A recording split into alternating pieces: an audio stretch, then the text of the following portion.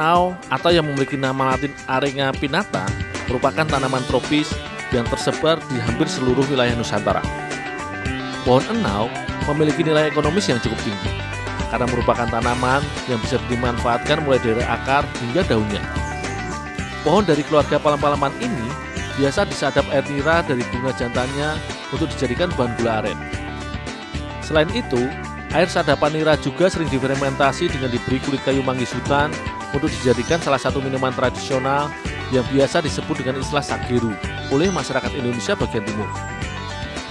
Sore ini, aku mengambil sageru pesanan Umaji langsung dari pohon di kebun yang tak jauh dari rumah. Aktivitas ini biasa dikenal dengan istilah lokal batifak. Bagi masyarakat Ambon, sageru tidak hanya digunakan sebagai bahan minuman, melainkan juga bisa diolah menjadi salah satu bahan penting kue tradisional mereka yang biasa dikenal dengan nama kue bruder.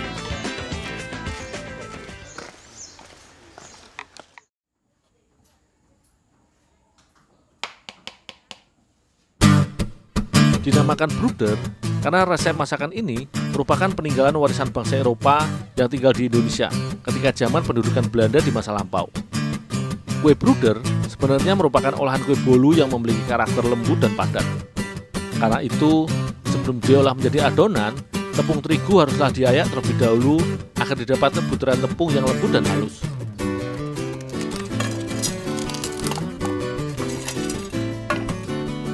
Selanjutnya, biji nanari atau kenari yang berukuran kecil dilepaskan dari kulit arinya untuk kemudian diolah bersama adonan. Bu, ini sagerunya, Bu. Oh, Bun, sebentar. Harus disaring dulu. Oh, ya, Bu. Sebelum diolah, sageru hasil sadapan biasanya masih terdapat sisa kulit maupun kotoran lainnya. Maka harus disaring dahulu agar sisa kotoran tidak tercampur dengan adonan ketika diolah.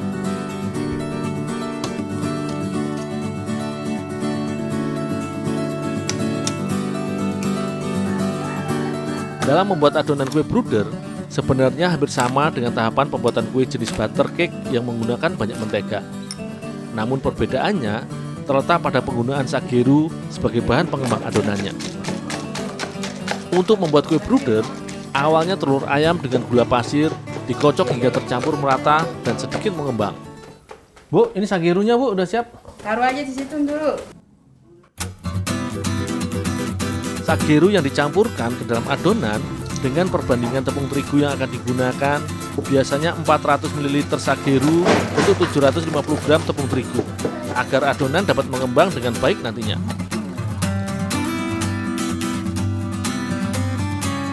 Sageru yang digunakan dalam kue bruder menggunakan sageru yang telah mengalami proses fermentasi hingga memiliki aroma yang kuat serta rasa sedikit pahit dan asam. Maka ditambahkan 1 kaleng susu creamer dan vanili agar cita rasa kue bruder yang manis dan lembut tetap terjaga.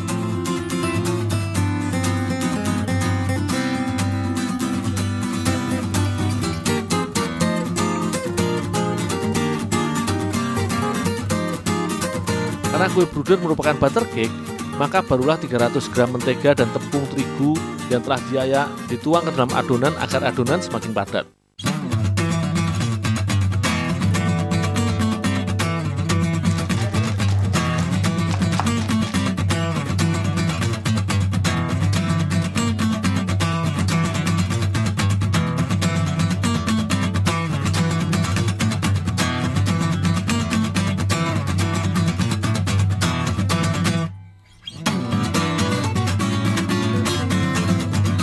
Seperti kue bolu lainnya, kue bruder biasanya memiliki warna yang khas dari mentega yang digunakan dalam adonan. Namun kali ini, aku mencoba memberikan variasi warna pada adonan yang dibuat supaya lebih menarik.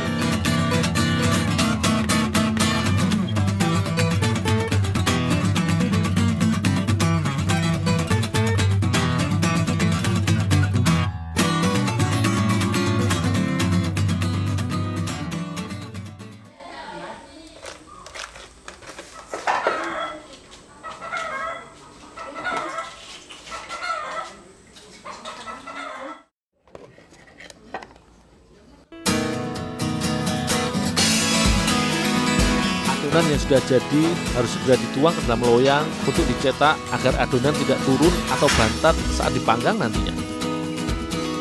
Tak lupa, sebelum di oven, biji nanari juga ditaburkan di atas adonan sebagai topping agar lebih menarik.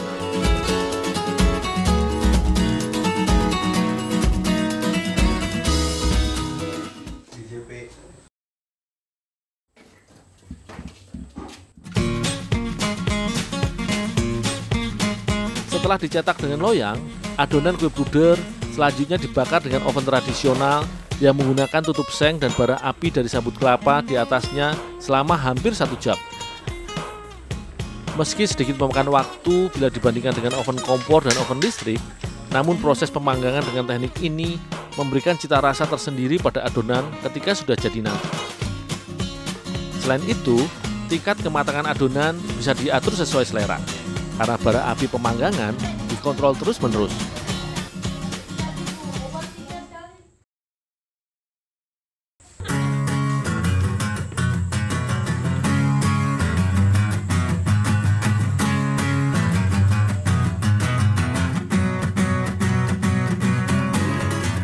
Momachi adalah salah satu pembuat kue bruder di desa Silui yang telah mewarisi rahasia resep olahan kue bruder khas Ambon yang telah diturunkan keluarganya dari generasi ke generasi.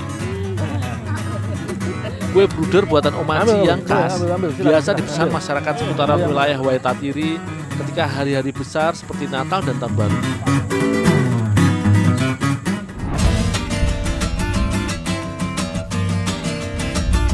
Kehidupan penduduk di Pulau Osi memang tidak pernah jauh dari laut. Bagi masyarakat di sini, laut telah menyediakan berbagai macam kebutuhan bagi keberlangsungannya hidup.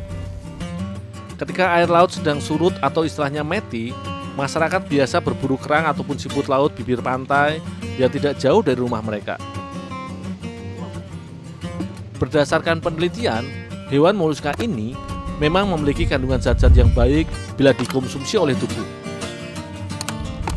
Daging kerang dan siput laut atau masyarakat di sini biasa menyebut hewan bercangkang dengan sebutan bia, mengandung protein, zat besi, asam amino, omega 3, serta mineral yang cukup tinggi. Tak heran jika bia sering dicari untuk dijual di pasar ataupun dikonsumsi secara pribadi. Kali ini, aku membantu Ibu Jamilah mengumpulkan siput laut berukuran kecil yang biasa disebut bia kawoiwoi yang diolah menjadi salah satu masakan khas di sini. Meski kaya manfaat bagi tubuh, namun siput laut harus diolah dengan benar sebelum dikonsumsi. Hewan bercangkang seperti kerang dan siput laut ini memiliki fungsi ekologis sebagai penyaring salinitas air laut dari zat polutan maupun logam berat. Karena kerang maupun siput laut akan menyedot apapun yang ada di sekelilingnya untuk dijadikan sumber makanannya.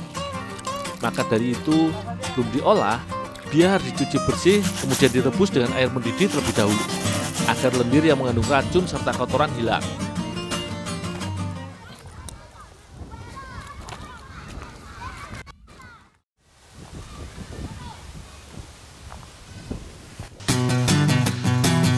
Selanjutnya, daging bia yang sudah dicuci bersih direbus dengan air mendidih. Berbeda dengan moluska lainnya, proses perebusan bia kawoiwoi membutuhkan waktu cukup panjang. Karakter daging bia kawoiwoi cukup keras menempel dengan cangkang, sehingga dibutuhkan sekitar 1 jam agar daging bia mudah dilepaskan.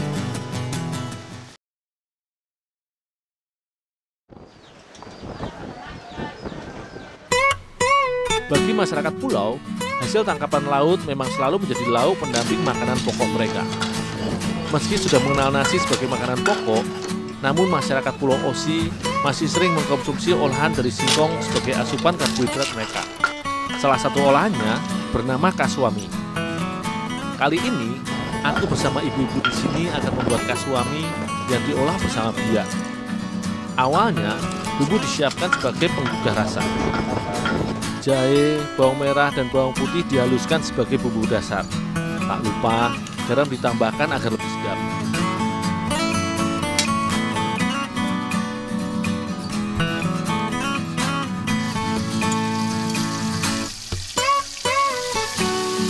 Selanjutnya, bumbu yang telah ditumbuk halus ditumis dengan sedikit tambahan rica atau cabai merah.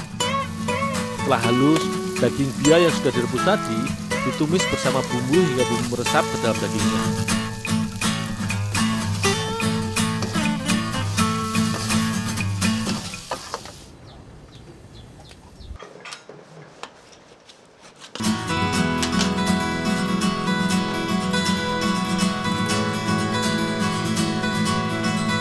Kasuami sebenarnya merupakan olahan makanan pengganti nasi yang berbahan dasar dari tepung singkong yang sebelumnya telah diperas dari sari pati acinya hingga kering atau disebut lempe.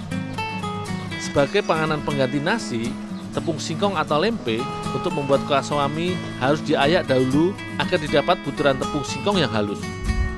Bila untuk membuat kasuami original, tepung singkong yang telah diayak biasanya langsung dicetak dengan dikukus hingga matang. Namun kali ini, aku membuat kasuami modifikasi, yaitu kasuami isi bia dan kasuami gula. Untuk membuat kasuami isi bia, tepung singkong yang telah diayak aku campurkan bersama parutan kelapa. Agar adonan lebih padat, selanjutnya daging bia yang telah ditumis dicampurkan ke dalam adonan kasuami hingga merata.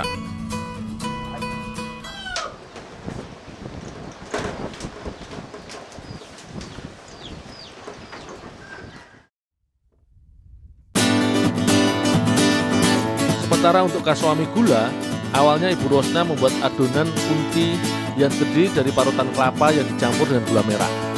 Selanjutnya, kunti dicampur dan diaduk dengan tepung singkong menjadi adonan.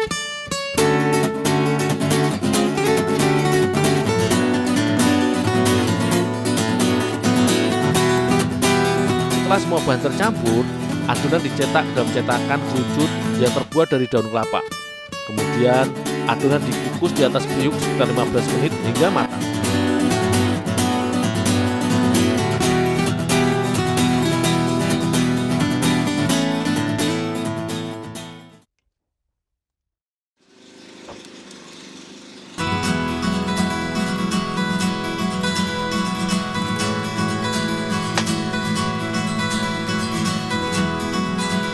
Bagi masyarakat Pulau Osi yang masih keturunan suku Buton, olahan kasuami yang juga biasa disebut kasongola ini merupakan makanan pokok pengganti nasi yang dikonsumsi sehari-hari yang disandingkan dengan lauk, ikan, ataupun sayur.